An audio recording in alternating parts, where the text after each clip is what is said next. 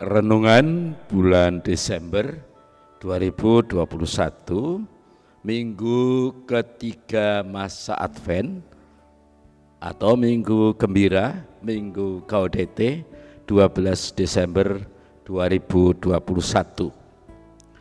Dalam nama Bapa dan Putera dan Roh Kudus. Amin. Salam sehat saudara-saudariku semua, berkah dalam. Hari ini kita masuk dalam minggu ketiga masa Advent, minggu Gaudete, minggu gembira.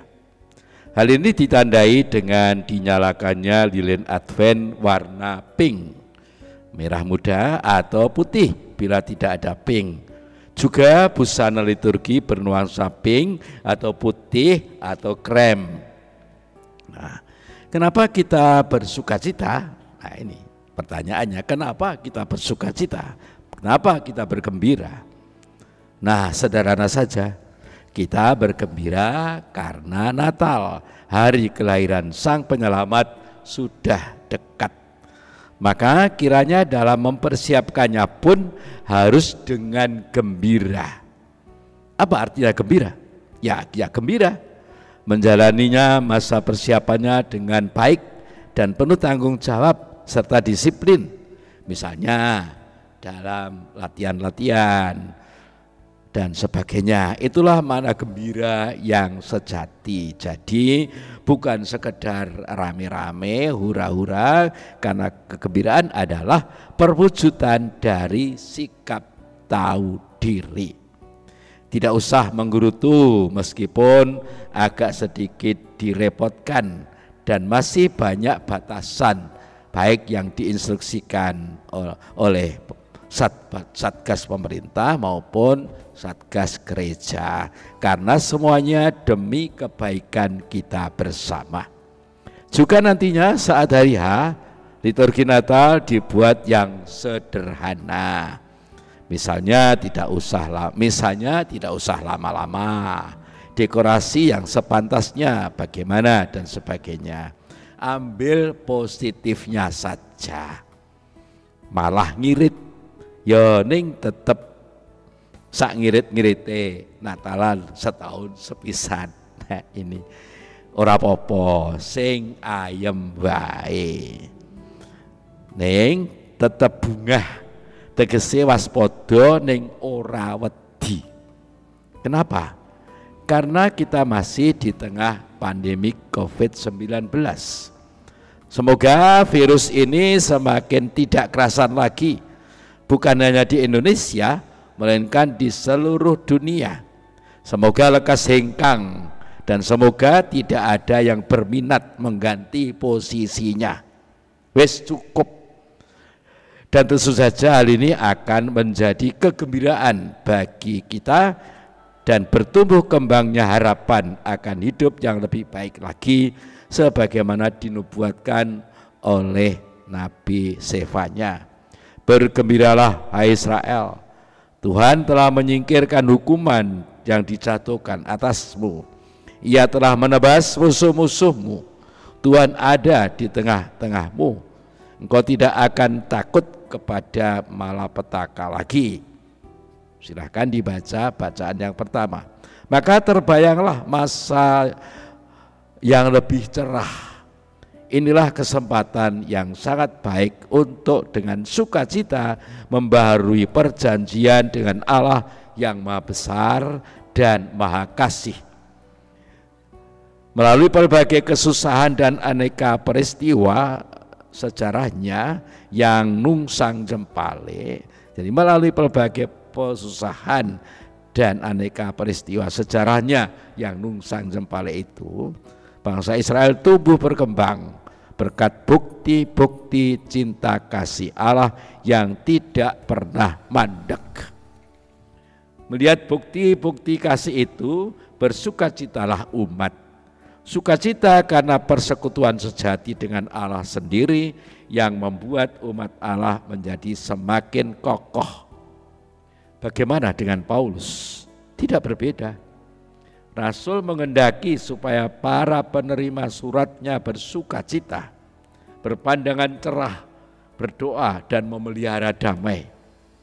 Alangkah berbedanya dengan penantian penuh ketegangan, bahkan ketakutan yang kadang-kadang diciptakan oleh para pengkhotbah zaman lampau. Mereka berbicara mengenai akhir zaman yang serba gempar dan menakutkan. Orang Kristen awal tidak lagi menantikan suatu hari Yahweh yang menggegirisi itu dan menakutkan itu, sebab Tuhan senantiasa dekat pada mereka.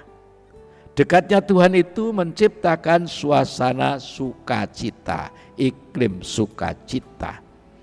Sukacita itu terutama dirasakan oleh orang-orang miskin dan para pendosa yang bertobat. Karena dekatnya Tuhan dan perhatian Tuhan terhadap mereka. Dengan berjalannya waktu, jangkauannya semakin meluas.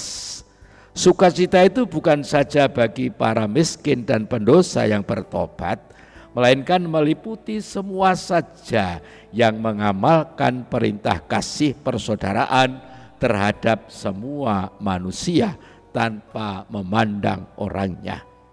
Sukacita Kristiani bukan karena hak istimewa yang diberikan oleh Allah, bukan pahala karena kebaikan mereka, melainkan karena manusia boleh menjadi kawan sekerja dengan Allah dan ikut ambil bagian dalam karya penyelamatannya demi pembangunan kerajaannya.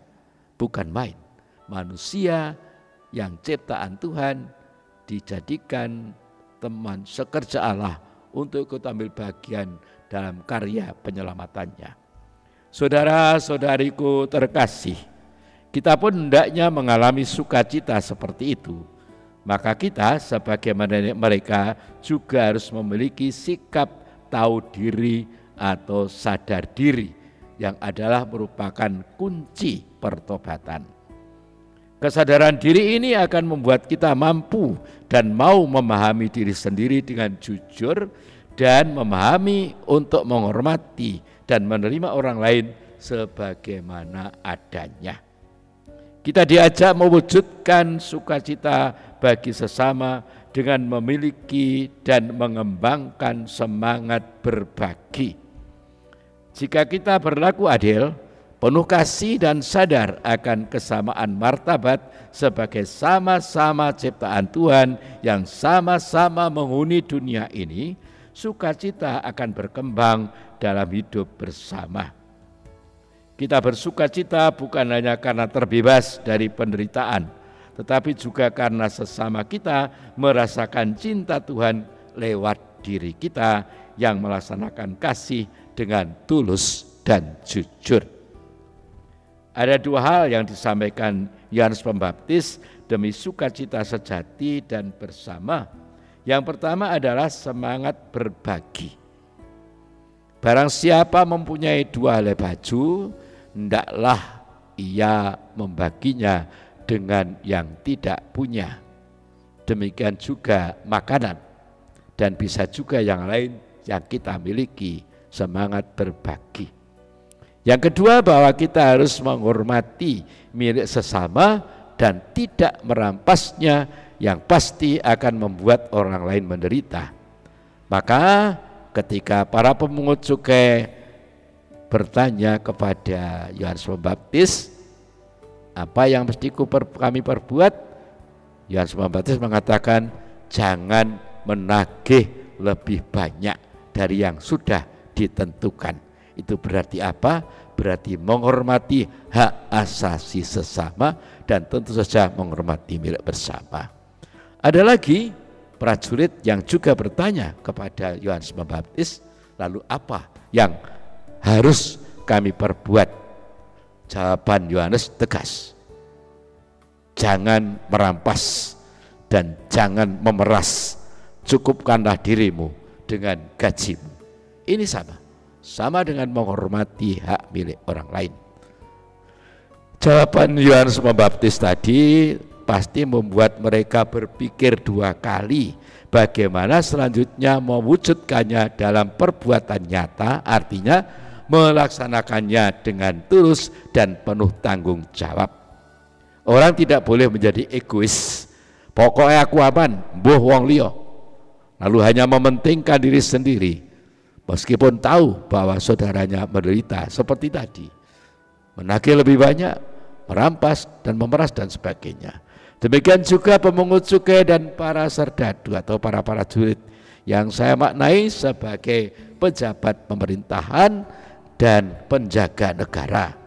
Betul-betul melayani dengan jujur dan tidak korup, tidak menagih lebih banyak yang ditentukan, yang berarti tidak korup, dan tidak merampas serta tidak memeras. Tidak cuma menuntut ini dan itu, melainkan berani menuntut diri sendiri dan memanfaatkan fasilitas yang dimiliki untuk berbagi dengan orang lain, lebih-lebih terhadap yang menderita. Itu semua adalah perwujudan dari sadar diri yang sejati. Kalau demikian yang terjadi, pastilah akan membuat orang bersukacita, baik dirinya sendiri maupun orang lain. Tetapi kalau tidak, dia hanya bersukacita pada diri sendiri dan bahkan mungkin membuat orang lain menderita. Hal ini sangat jelas disadari dan dikatakan oleh Yohanes Pembaptis saat orang-orang mengira bahwa dia itu Mesias. Aku membaptis dengan air, tetapi ia yang lebih berkuasa daripada aku akan datang, dan membuka tali kasutnya pun aku tidak layak. Kesadaran Yohanes Pembaptis ini pada akhirnya membuat dia lebih bijak dalam menghadapi kenyataan. Di antaranya, ketika murid-murid Yohanes berpaling kepada Yesus, Yohanes Pembaptis justru menjadi lega karena merasa bahwa dia telah boleh mengantar murid-muridnya menjadi murid dari Sang Guru yang sejati. Dia tidak sewot, tidak mengalami sindrom mergo wis ra kanggo, melainkan malah berucap, ia harus makin besar, tetapi aku harus makin kecil. Jadi benarlah julukan bahwa Yohanes Pembaptis adalah bentara Kristus yang mempersiapkan Kristus bagi murid-muridnya atau mempersiapkan murid-muridnya menjadi murid Kristus. Saudara-saudariku terkasih, kembali kepada pertanyaan yang orang banyak tadi. Jika demikian, apa yang harus kami perbuat? Bagi kita sekarang ini menjadi pertanyaan demikian, apakah yang harus ku perbuat? Untuk itu kita mesti menyadari siapa Tuhan dan siapa diriku. Apa yang dibuat Tuhan dan apa yang ku perbuat mestinya. Tuhan itu dapat memilih siapapun untuk melaksanakan rencananya. Contohnya, Paulus untuk mewartakan kepada bangsa-bangsa selain bangsa Yahudi. Raja Quraisy Persia dipilih Allah untuk membebaskan bangsa terpilih dan memulangkan mereka, dan masih banyak yang lain. Dan Tuhan juga memilih saya, memilih diriku, diri kita untuk menjadi alat pelaksana rencananya. Maka perlu iman bahwa Tuhan selalu ada di antara kita. Yang kedua dan selanjutnya, bahwa diriku dikehendaki Tuhan untuk menjadi tempat yang subur untuk tumbuhnya benih dan rencana Tuhan. Setiap diri kita diberi talenta oleh Tuhan sejak lahirnya. Talenta anugerah Tuhan itu harus kita manfaatkan dan kita perkembangkan demi kepentingan kehidupan bersama. Talentaku itu bersifat sosial, bukan hanya untuk mencari kepentingan diri sendiri, melainkan untuk kepentingan bersama. Itu terlaksana dalam perbuatan sejati dan tulus yang dilakukan oleh tangan penuh iman dan kasih serta pemberian diri apa yang ada pada diri kita dengan tulus ikhlas tanpa pamrih kepentingan diri sendiri. Itu semua adalah merupakan panggilan dan pelayanan yang merupakan keharusan dan tidak bisa ditawar lagi kalau kita mengaku murid-murid Kristus. Dan itulah perayaan iman yang sejati. Iman yang terwujud dalam perbuatan, karena iman tanpa perbuatan pada dasarnya adalah mati. Marilah kita hidupi dan kita rayakan tugas dan profesi kita dengan cinta dan tanggung jawab. Dan untuk dapat seperti itu, kita harus terus berkomunikasi dengan Tuhan, Sang Sumber kehidupan, karena terpisah dari Tuhan, kita tidak akan bisa berbuat apa-apa, kita tidak akan berbuah. Jadi saudara-saudariku terkasih, ajakan untuk bergembira baik oleh Nabi Zefanya maupun oleh Paulus tidak boleh hanya kita tunggu saja dan bermimpi nanti akan indah pada waktunya. Tidak. Kita harus berani bersusah-susah dahulu, berjuang dahulu, melaksanakan apa yang harus saya laksanakan sebagai panggilan dan pelayanan. Berakit-rakit ke hulu, berenang-renang ke tepian, bersakit-sakit dahulu, bersenang-senang kemudian. Jangan sampai terbalik, bersenang-senang dahulu, artinya kita menjadi lupa diri, lalu bersakit-sakit kemudian, dan kita akan mengalami kehancuran. Sengsara membawa nikmat, dan jangan terbalik, nikmat membawa sengsara. Amin. Tuhan bersamamu dan bersama rohmu. Semoga Yang Maha Kuasa memberkati saudara sekalian, Bapa dan Putra dan Roh Kudus. Amin. Salam sehat saudara-saudariku terkasih, berkah dalam matur nuwun. Bayat 12 Desember 2021, Yakobus Winarto PR, Romo Paroki Santa Maria Ratu Mbayat. Amin.